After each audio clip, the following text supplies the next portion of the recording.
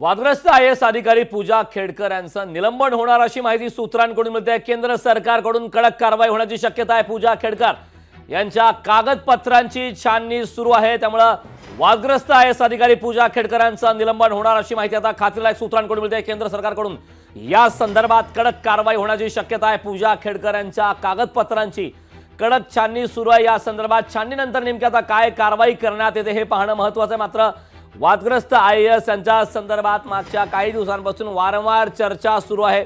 नवनवीन खुलासे त्या संदर्भात बाहेर येत आहेत। या संदर्भात अपडेट देण्यासाठी आपले प्रतिनिधी संदीप भुजबळ आपल्या सोबत जोडलेले आहेत।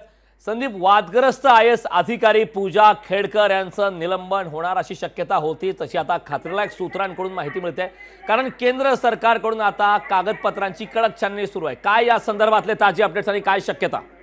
कारण गेले 4-5 दिवसापासून ज्या पद्धतीने या प्रकरणातले एक खुलासे येत आहेत, त्याच्यानंतर केंद्र सरकार आणि विशेषतः पंतप्रधानांचं कार्यालय या प्रकरणामध्ये अतिशय सतर्क झालेलं आहे।